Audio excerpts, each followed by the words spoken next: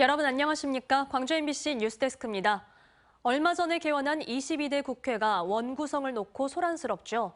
지역에서도 민주당 차기 시당 위원장이 누가 되느냐를 놓고 물밑 경쟁이 한창입니다.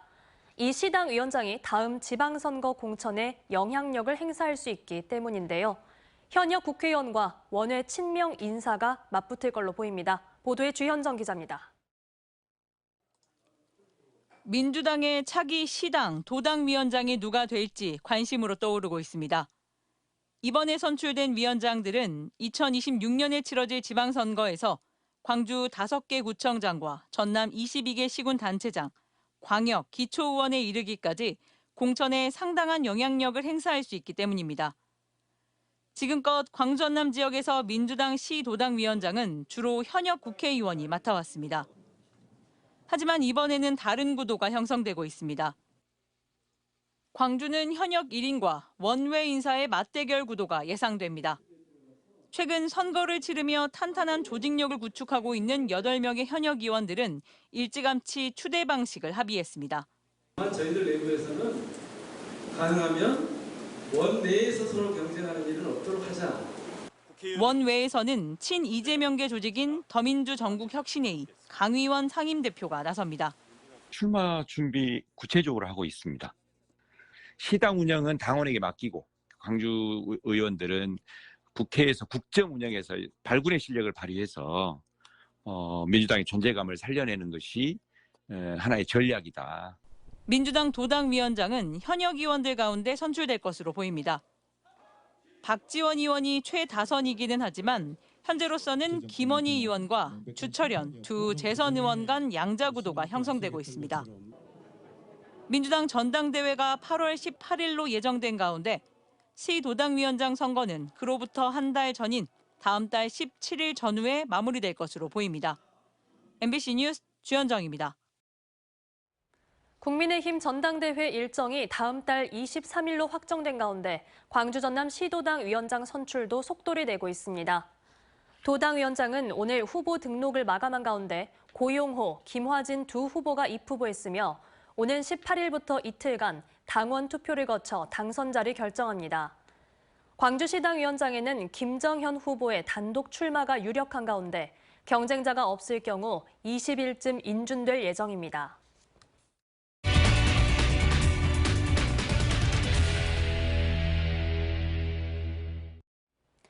전북 부안에서 발생한 규모 4.8의 지진은 많은 이들을 놀라게 했습니다. 우리 지역 건물들은 지진을 감당할 수 있게 지어진 건지 따져봤는데요. 내진 설계가 필요한 민간 건축물 가운데 10% 정도만 기준을 충족하는 걸로 나타났습니다. 임지은 기자가 한 걸음 더 집중 취재했습니다. 마당을 비추는 CCTV가 덜컹 흔들리고 책상에 세워둔 물병에서도 떨림이 느껴집니다. 전북 내륙에서 시작된 규모 4.8의 지진은 80km 떨어진 광주에서도 감지됐습니다. 더 이상 안심할 수 없는 우리 지역에서도 지진에 취약한 건물은 없는지 현장 조사를 시작했습니다. 정밀적인 안전 진단을 통해서 뭔가 결과가 나와야 되고 그에 따른 안전 대책이 좀 수립이 돼야 될 것 같아요. 특히 이렇게 오래된 민간 건축물의 경우 내진 보강이 전혀 되지 않고 있어 지진의 속수무책인 상황입니다. 지난 2016년 이후 경주와 포항에서 5.8, 5.4 규모의 지진이 잇따라 강타하자 정부는 내진 설계 기준을 강화했습니다. 2층 이상 또는 200제곱미터 이상의 모든 건물이 대상입니다. 벽체에 강철 기둥을 심고 천장과 바닥 사이에 볼을 세워 건물을 다시 튼튼하게 만들어야 하는데 민간 건축물의 내진 설계율은 공공 건축물에 비해 저조하기만 합니다. 광주 전남의 공공 건축물은 10곳 중 6곳이 지진에 안전하게 버틸 수 있도록 설계됐지만 민간 건축물은 10곳 중 단 한 곳에 그칩니다.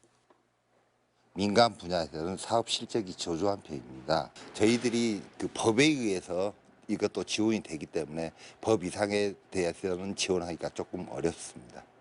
기준이 소급 적용되지 않아 노후 주택들은 대부분 그대로이고 공사 비용의 20%를 국가에서 지원해준다고 해도 건축주의 경제적 부담이 만만치 않기 때문입니다.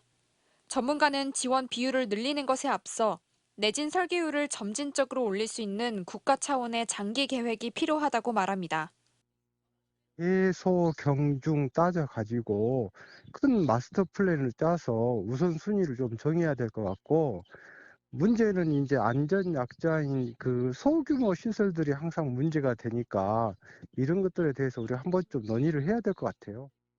언제 다시 일어날지 모르는 지진에 대비해 큰 피해를 입지 않도록 민간 건축물 내진 보강에 대한 관계기관들의 적극적인 논의가 필요해 보입니다. MBC 뉴스 임지은입니다. 나주 영산포에는 전국에서 관광객들이 찾아오는 홍어 거리가 있습니다. 하지만 예전만큼 많은 이들이 찾지는 않아 상인들도 지자체도 고민이 큰데요. 나주시가 새로운 시설을 지어 상권을 살리겠다는 계획을 내놨는데 효과가 있을지는 의문입니다. 김초롱 기자의 보도입니다. 홍어의 분홍빛 살점이 정갈하게 썰려 접시에 올려집니다.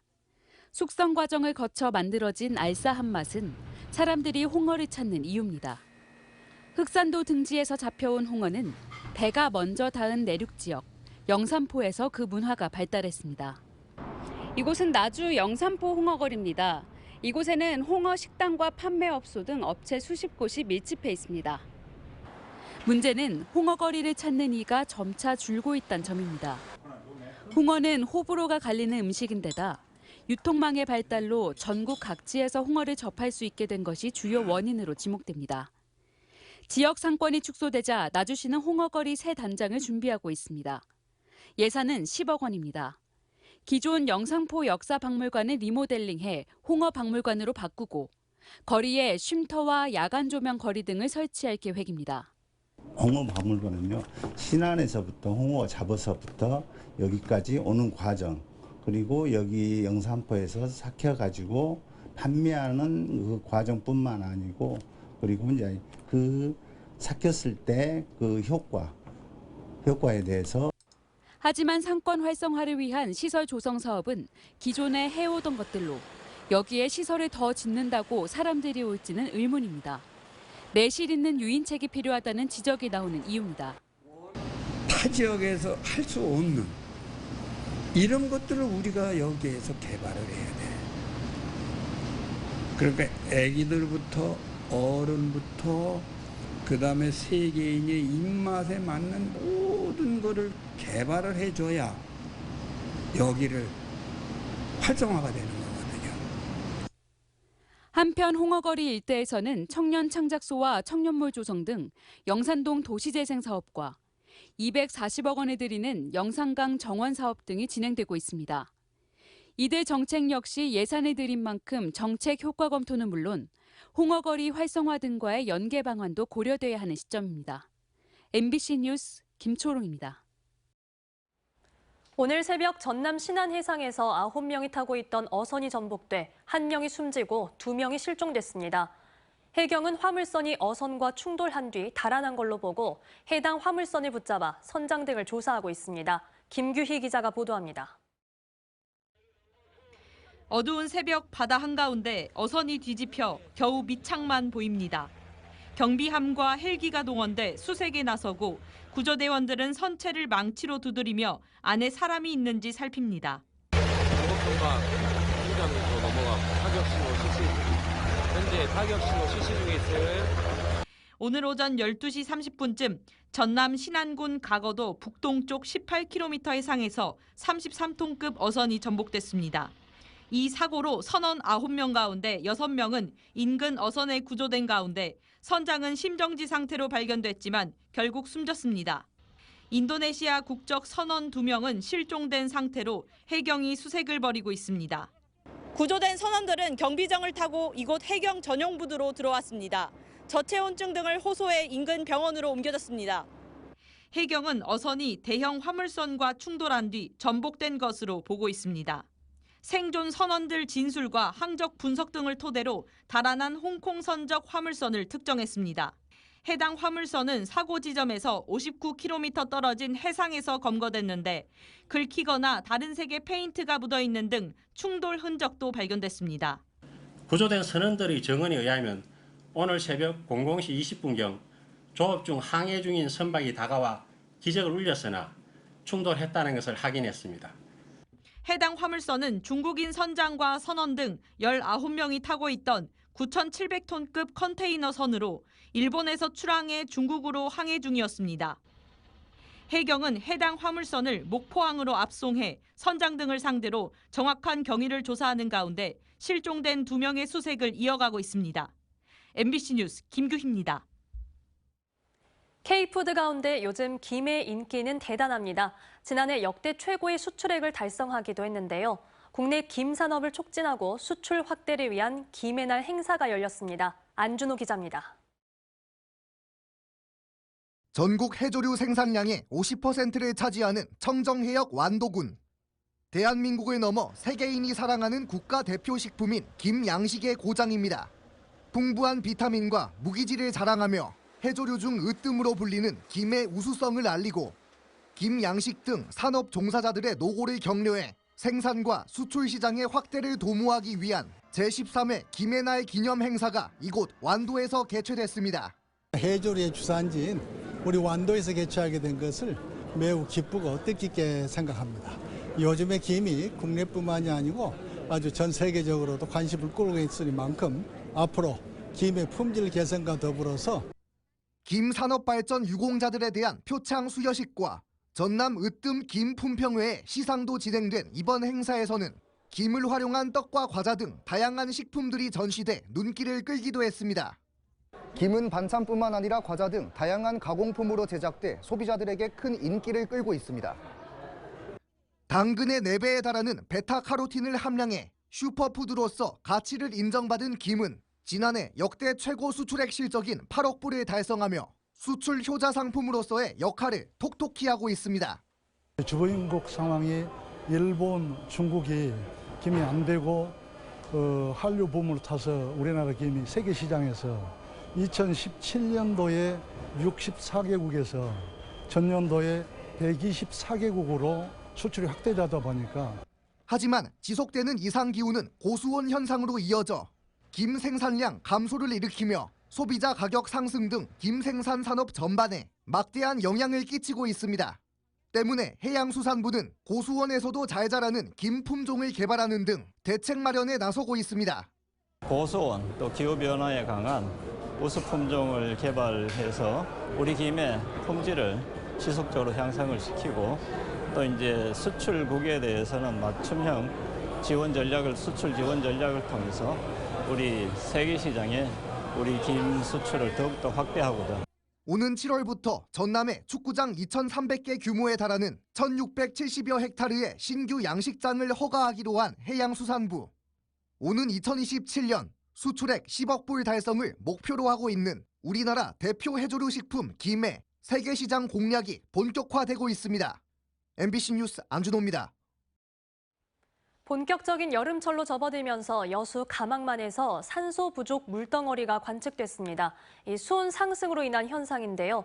이처럼 올해 수온이 평년보다 높을 걸로 예상돼 고수온 피해 우려도 더욱 커지고 있습니다. 문영철 기자입니다.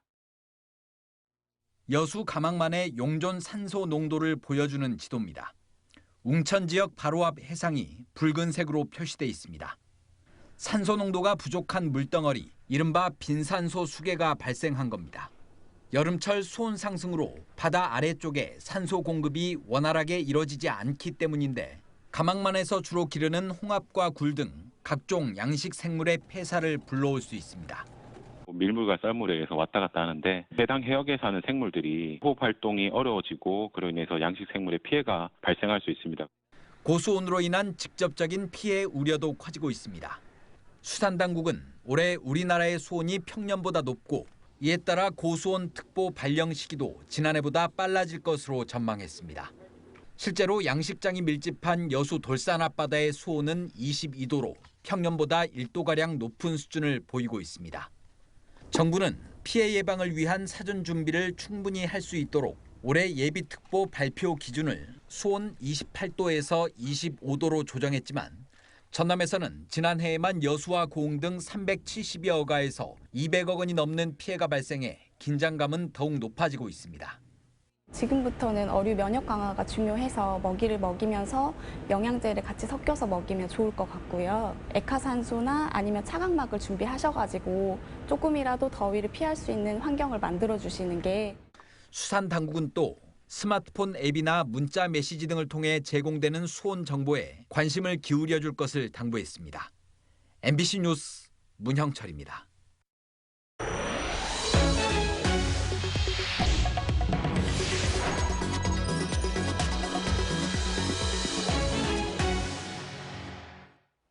국회 개원과 함께 여야가 충돌하고 있는 가운데 22대 국회를 전망해보는 토론이 생방송됩니다.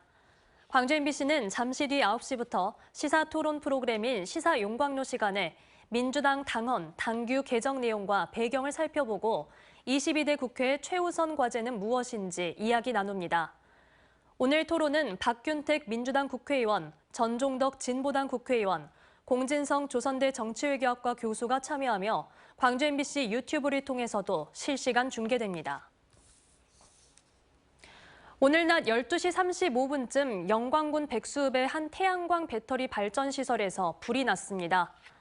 소방당국은 소방 헬기 1대와 진화 장비 18대, 소방관 67명을 투입해 3시간 20분 만에 불길을 잡았습니다. 소방당국은 내부 진입이 힘들어 화재 진화에 어려움을 겪었다며 목격자 등을 상대로 정확한 화재 원인과 피해 금액을 조사하고 있습니다. 전남대병원과 조선대병원 교수들이 의료계 전면 휴진에 참여하기로 했습니다. 전남대병원 교수 비대위 등은 호소문을 내고 오는 18일 대한의사협회 전면 휴진에 광주 본원과 화순 전남대병원, 빛고을 전남대병원 소속 교수들이 동참할 예정이라고 밝혔습니다. 전면 휴진은 18일 하루만 진행되며 응급실과 중환자실 등 필수 부서 진료는 유지됩니다. 조대병원 교수 비대위도 오늘 오후 회의를 열고 오는 18일 하루 필수과를 제외하고 전면 휴진하기로 의결했습니다.